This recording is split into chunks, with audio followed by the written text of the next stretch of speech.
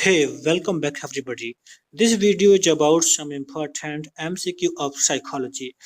These all MCQ are important for your PGT psychology exam and UGC TET psychology and other psychology exam. So watch this video carefully till the last.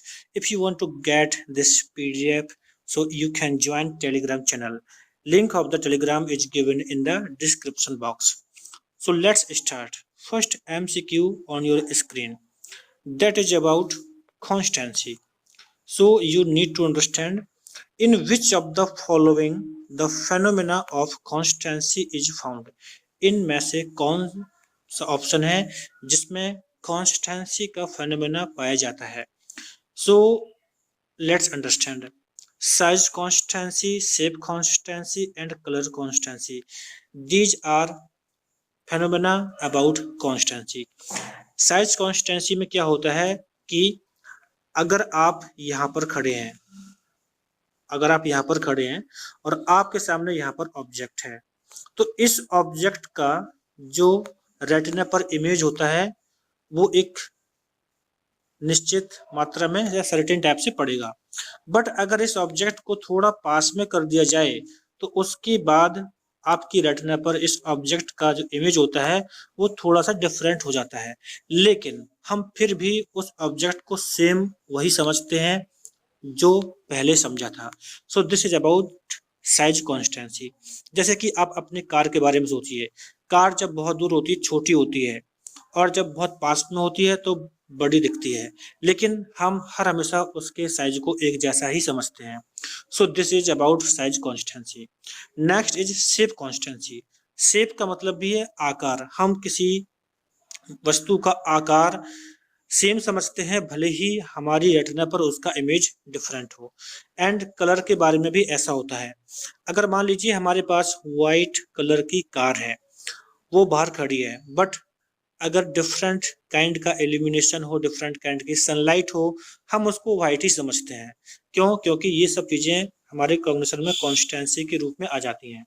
So you need to understand that the tendency of animals and humans, यानी इंसान और humans की tendency होती है see familiar object as having standard shape, size, colour और location regardless of changes in the angle of perspective, distance और lightning. यानी human की एक ऐसी टेंडेंसी होती है कि जो हमारी फैमिलियर चीजें होती हैं, हम उनके साइज, कलर, लोकेशन, शेप, इनको अगर चेंज किया जाए उसके बाद भी हम उनको सेम ही समझते हैं.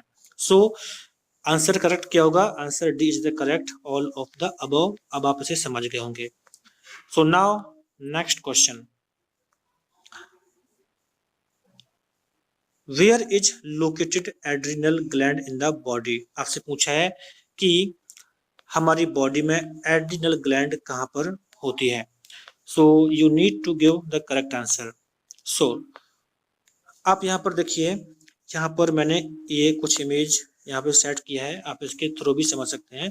बट ट्राई टू अंडरस्टैंड कि जब आपसे एग्जाम में क्वेश्चन पूछे जाते हैं ये बहुत ही इजी होते हैं. एंड इजी जब होते हैं जब आपने सच में बहुत अच्छे से स्टडी की हो. सो जैसे कि इस क्वेश्चन में जो एड्रिनल ग्लैंड है उसका लोकेशन पूछा है. Location here is not asking about the function. ये फंक्शन की बात नहीं कर रहा है, ये बात कर रहा है लोकेशन की. तो बताना है कि एड्रिनल ग्लैंड का लोकेशन क्या है. So you can see this is the image of kidney. This is the kidney and upper portion, at the upper portion यहाँ पर होता है एड्रिनल ग्लैंड. एड्रिनल ग्लैंड कहाँ पर होता है? Upper portion of the kidney. So you can say that option is right, the upper end of kidney. यानी kidney के जो ऊपरी हिस्सा होता है वहां पर क्या होता है? एड्रिनल ग्लैंड होता है. सो मैंने यहाँ पर आपके साथ कुछ एक्स्ट्रा इंफॉर्मेशन को शेयर किया है. Adrenal glands also known as suprarenal glands, इसको सुप्रारेनल ग्लैंड्स भी कहते हैं, are small triangular shaped glands होती है located on top of the both kidneys. ये both kidneys, left and right, both kidneys के टॉप पर स्थित होती है. एंड अगर यहाँ पर पूछा जाता है what is the function of adrenal gland, so adrenal gland produce hormones that help regulate your metabolism, immune system, blood pressure, response to stress and other essential functions. So आपको इन चीजों के बारे में भी याद रखना है. आप टेलीग्राम पर जाएं, वहां पर आपको पीडीएफ मिलेगा, उसमें आप और अच्छे से समझ सकते हैं। Now next question is about 1 minute.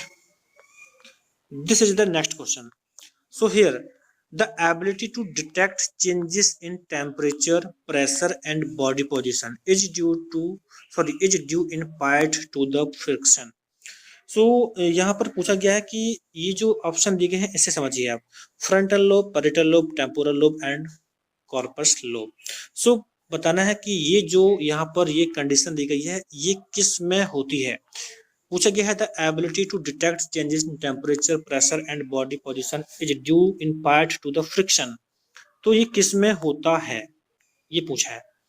So keep in mind that कि हमारा जो पैरिटल लोब होता है, पैरिटल लोब हमारे temperature and pressure and sensation जो मोस्टली मतलब कि जो स्किन सेंस होता है, जो सोमेटिक सरी सेंस होता है, उसके बारे में इंफॉर्मेशन देता है।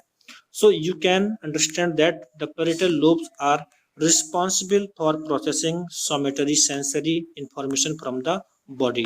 इसमें touch, pain, temperature and sense of limb position सब कुछ आता है। Now next is about frontal lobe. Frontal lobe जो होता है that is important for voluntary movement, expressive language. जो हमारा फ्रंटल लोब होता है वो हमारी वॉल्यूंटरी मूवमेंट, एक्सप्रेसिव लैंग्वेज और हायर लेवल एग्जीक्यूटिव फंक्शंस को मैनेज करता है। कौन करता है? Frontal lobe. तो इसके बारे में भी याद रखिए। एंड जो टेम्पोरल लोब होता है, टेम्पोरल लोब आपके जो ऑडियो या जो आप वॉइस सुनते हैं उसको कौन कंट्रोल करता है? Temporal lobe. तो आप इसे ध्यान रखिए। टेम्पो, TEMPO, टेम्पो आप जानते हैं सड़क पर जो टेम्पो चलते हैं वो बहुत ही ज्यादा नॉइज करते हैं, शोर करते हैं, आवाज करते हैं। तो आप टेम्पोरल लोब को इस तरह से याद कर सकते हैं कि जो टेम्पोरल लोब होता है वो वॉइस को कंट्रोल करता है, वॉइस को समझने का फंक्शन करता है। तो correct answer of this question is option B, parietal lobe. Now next question that is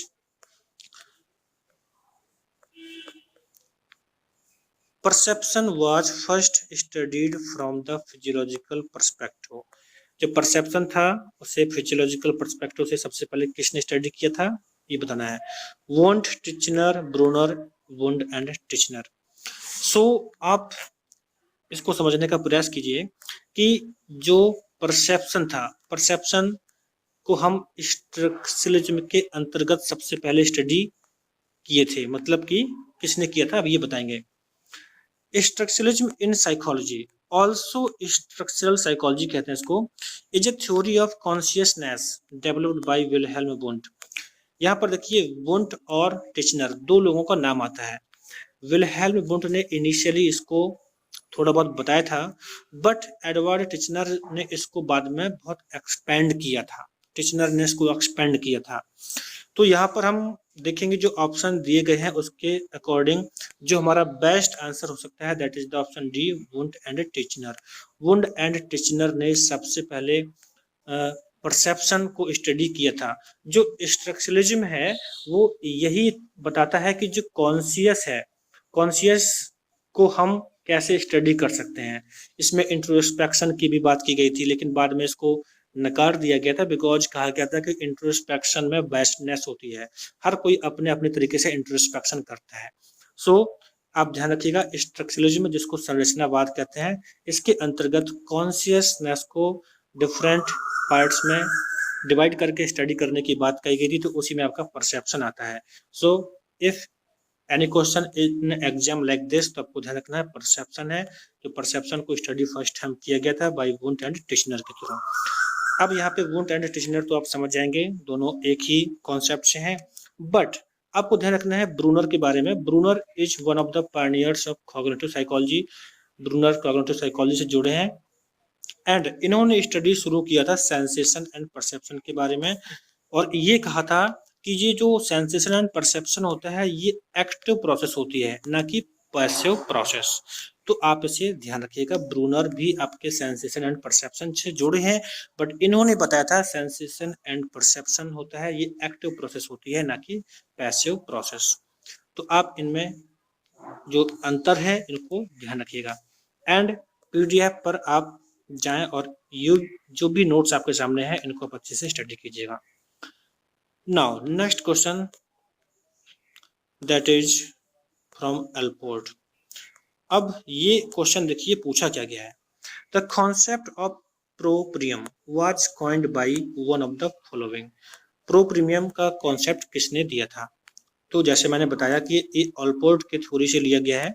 अब ये समझना है कि प्रोप्रीमियम है क्या।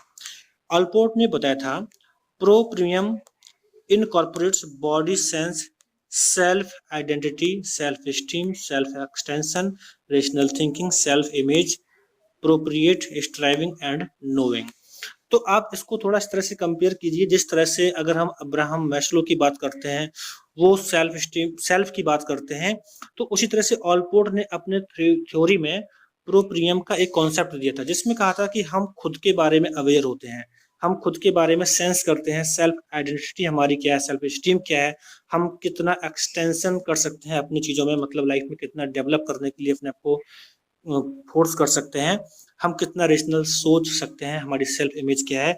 तो इन सभी चीजों के लिए ऑलपोर्ट ने प्रोप्रियम नाम का एक टर्म दिया था, तो आप इसे ध्यान रखिएगा। इस तरह से यहाँ पे बेंडूरा का नाम आता है, तो आपने बेंडूरा को पढ़ा होगा, जो कि ऑब्जर्वेशनल लर्निंग के बारे में नाम आता है, बॉबो डॉल, और अभी हाल में कुछ ही दिनों पहले इनकी डेथ भी हो गई है। एंड अगर कैटल की बात आए तो आपने आरबी कैटल का नाम सुना होगा, रेमंड कैटल, और इनका 16PF के बारे में आपने पढ़ा होगा।